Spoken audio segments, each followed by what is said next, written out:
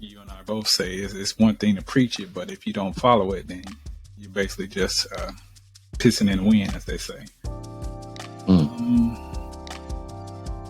But other than that, man, it's been a great year. You know, I've had some personal losses, but that tends to happen in life. You know, people move on to the next plane, as they say, and I'm sure I'm not the only one who's experienced that. But you got to be grateful for the times you've had with your loved ones, man, because again, this thing is short, but it's long, and it goes by fast, and sometimes it drags ass, as they say.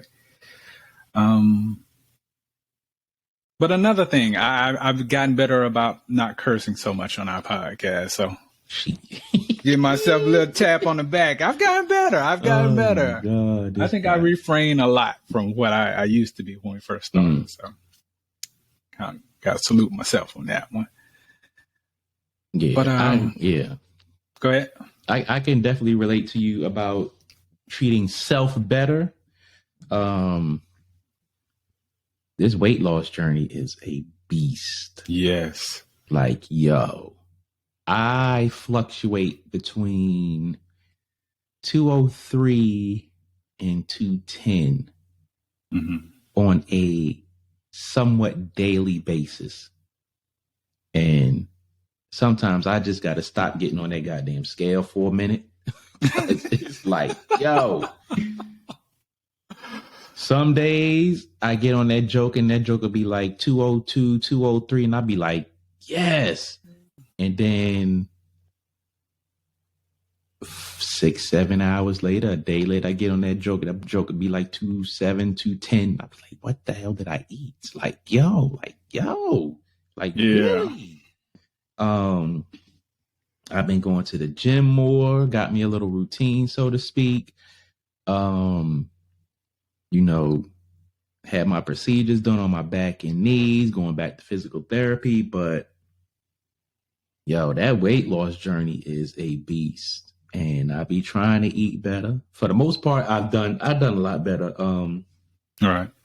Not that I was drinking a lot, but I kind of started drinking a lot less. The one thing that I have been doing is making a conscious effort to stay away from alcoholic drinks that have a lot of sugar in them. Yeah. I've been trying my best to eliminate sugar.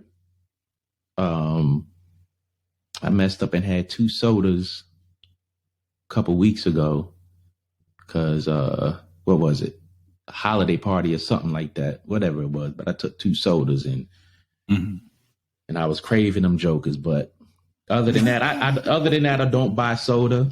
I don't, even if which I gotta chill out on eating out. I don't get a lot of sodas. But to what you were saying about losses and stuff, yeah, man. I still, to this day, I have not lost anyone close to me. So good deal. I don't know what that feeling is.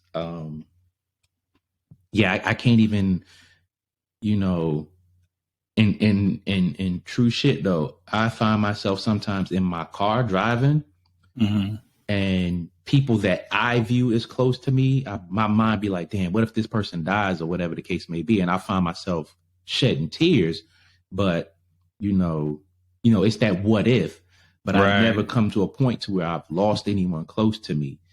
You know, when it comes to family and stuff, I definitely don't, you know, I don't see that feeling coming because it's like, honestly, I've looked at this year and compared it to other years and my family, like around here, my immediate family. Yeah. It seems like they are on a different whatever. And it's like, I don't fit in. So, I just fall back and just, you know, do me. But the one great thing I can say is I reconnected with family that's in Florida that I haven't seen since I was 18. That was a great thing. Cool. So I'm definitely happy about that and looking forward to spending more time with them. Um, they just lost my cousins. They just lost one of their oldest sister um, earlier this week. So yeah, they're going through that. But yeah, other than that, man, I'm just taking it in stride. I heard that. Sorry about the loss, man. Um, I think from a business standpoint, I'm learning more pretty much every other day. And I know that that's something that I've always had an interest in, but never really had the time. But I make myself make time for it. Through little small things like on TikTok when they give you like little hints about, how to do taxes or how to do business like this or like that. That's pretty cool. So I've been learning a lot like that when I actually delve into the advice that they give. Um, Politically, which is something, I don't really care for, but I totally get, where you come from when you say on a local level that we should vote more. Will I vote? Probably not. But I do see the benefits of where you're coming from with that. On a more wider spectrum, I don't see things getting better on the national level. If anything, I think things are getting worse because from what I've seen, the majority of the politicians are just getting more greedier and they're not trying to hide it as much as they used to. It used to be everything behind closed doors and back alleys and things along those lines, but now they just don't give a damn. I'm just wondering when will the American people say enough is enough, but I'll get off of that horse. Entertainment. We've seen, quite a few entertainers go down. We've seen some, I guess you can say from an image standpoint, go down. And we've seen some still, maintain. So I'm not really one of those people that follow entertainers. Never have really. I like music, so I take more of a liking towards certain artists, but I really don't see the same thing in music that made me fall in love with it anymore. And that's no diss to the young artists or the young generation coming up, but it's a different time, different space. So the things that they relate to, they don't correlate to me. So, but yeah, that's about where I'm at. Yeah. I think politically, the only thing I'll say is I'm going to continue to vote, especially locally, because I know those things directly affect me and those that it's important to. But as far as the greed, um, the greed is a poison that has affected everything.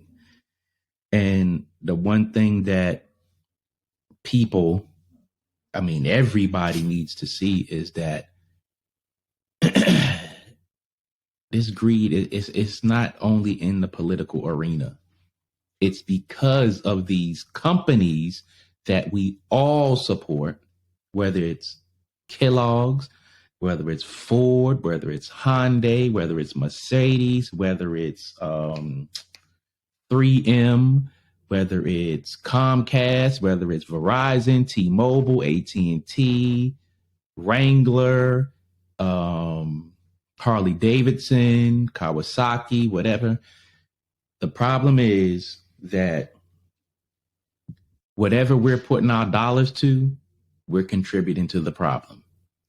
And that's one thing that we all need to be conscious of because, even if you look in your neighborhood and you look at people who are being displaced and you look at, when they get displaced and their housing or their neighborhoods get tore up, look who's coming in and taking over that space. So if you have real estate is big business, and